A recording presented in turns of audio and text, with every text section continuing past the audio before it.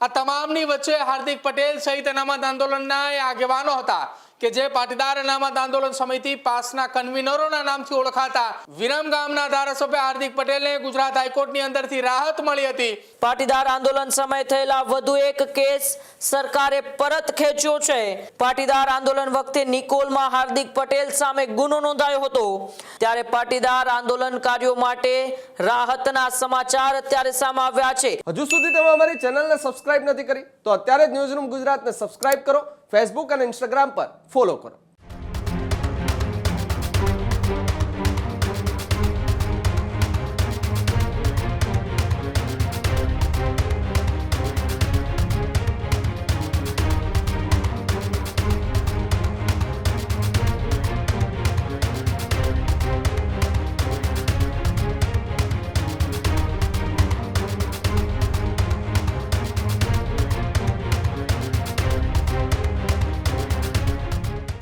સમાચારમાં આગળ વાત કરીએ તો સમાચાર પાટીદાર અનામત આંદોલનના આંદોલનકારીઓને લઈને સામે આવી રહ્યા છે, જ્યાં પાટીદાર અનામત આંદોલનના આંદોલનકારીઓ માટે રાહતના સમાચાર સામે આવ્યા છે।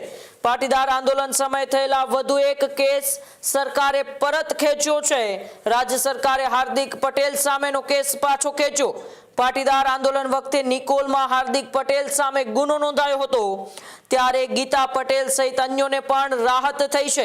ગેરકાયદે મંડળી, રાયોટિંગ અને ગુનાહિત કાવતરું ઘડવાનો આરોપ છે તે હાર્દિક પટેલ પર લાગ્યો હતો, ત્યારે પોલીસની મંજૂરી વગર ધરણાનો કેસ છે તે હાર્દિક પટેલ પર હતો। કોર્ટે 2 વખત બિનજામીનપાત્ર વોરંટ પણ કાઢ્યું હતું, ત્યારે કલેક્ટર અને સરકાર તરફથી કોર્ટને કેસ પરત ખેંચવાની વિનંતી પણ કરવામાં આવી હતી, ત્યારે આજે કોર્ટે કેસ પરત ખેંચવાની વિનંતીને મંજૂરી કરી છે।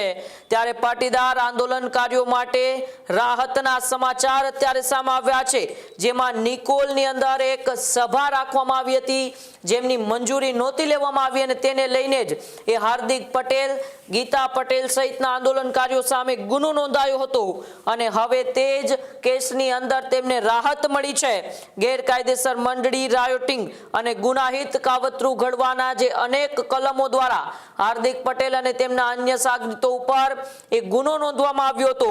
કોર્ટે 2 વખત હમણાં થોડા મહિનાઓ પહેલા જ એ બિનજામીનપાત્ર વોરંટ પણ કાઢ્યું હતું, પરંતુ હવે તેમાંથી રાહત આપી દેવામાં આવી છે। પ્રદીપ મારી સાથે ન્યૂઝ રૂમથી જોડાયેલા છે। પ્રદીપ, જે રીતે પાટીદાર અનામત આંદોલનના 2017નો એક અમદાવાદ નિકોલ ખાતે એક સભા હતી ને સભાને લઈને જે કેસ હતો એ કેસમાં હાર્દિક પટેલને મોટી રાહત મળી છે।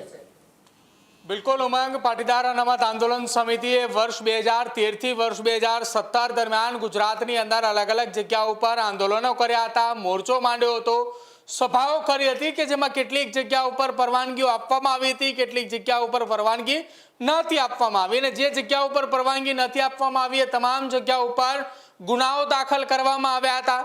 આ તમામની વચ્ચે હાર્દિક પટેલ સહિત અનામત આંદોલનના આગેવાનો હતા કે જે પાટીદાર અનામત આંદોલન સમિતિ પાસના કન્વીનરોના નામથી ઓળખાતા એ આંદોલનકારીઓની સામે અનેક ગુનાઓ હતા કે જેમાં હાર્દિક પટેલ, વરુણ પટેલ, દિનેશ બાંભણિયા, ગીતા પટેલ, અલ્પેશ કથિરિયા આ સહિતના અનેક આંદોલનકારી નેતા હતા કે જેમની સામે નોંધાયેલા ગુનાઓ એક બાદ એક ગુનાઓ હવે પરત ખેંચવામાં આવી રહ્યા છે। આંદોલનને લગભગ 10 વર્ષ પૂરા થયા છે અને 10 વર્ષ બાદ એક પરત ખેંચવા માટેની કામગીરી હાથ ધરવામાં આવી રહી છે। જે આંદોલનકારી નેતાઓ છે કે જેમાં દિનેશ બાંભણિયા, વરુણ પટેલ સહિતના નેતાઓ સતત સરકાર સાથે બેઠકો કરી રહ્યા છે, સરકારના મંત્રીઓ સાથે મંત્રણા કરી રહ્યા છે કે હજુ પણ જેટલા પણ કેસ પરત ખેંચવાના છે એ પરત ખેંચવાની શરૂઆત કરવામાં આવે।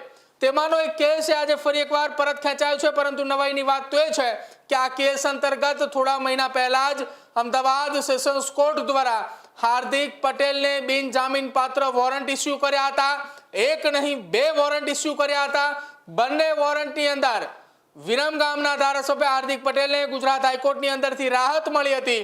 જો કે હવે એ જ કેસ સરકારે પરત ખેંચવાની વાત જે છે તે કરી લેવામાં આવી છે। આ કેસની અંદર હાર્દિક પટેલ, ગીતા પટેલ સહિતના પાટીદાર અનામત આંદોલન સમિતિ સાથે જોડાયેલા એ કન્વીનરો હતા, તેમની સામે આ ફરિયાદ જે છે તે દાખલ કરવામાં આવી હતી અને એ કેસ અત્યારે પરત ખેંચવામાં આવ્યો છે।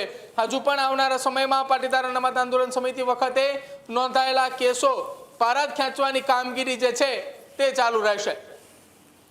જી બિલકુલ, આભાર પ્રદીપ, અમારી સાથે જોડાવા બદલ અને માહિતી બદલ. ખેડૂત ભાઈઓ છે એ ખેતરમાં ડ્રોન ઉડાવતા હોય છે ત્યારે આપણે એક પ્રશ્ન સતાવતો હોય છે કે જે આપણે અત્યાર સુધી જીપીએસ ટેકનોલોજી વાળા ડ્રોન વાપર્યા છે, જેથી કરીને મોબાઈલ ટાવર છે અથવા તો હાઈ ટેન્શન લાઈન પસાર થતી હોય, કોઈ વૃક્ષો હોય, ત્યારે જે જીપીએસ ટેકનોલોજી વાળા ડ્રોન છે એમાં ટકરાય અને ટ્રેસ થાય છે.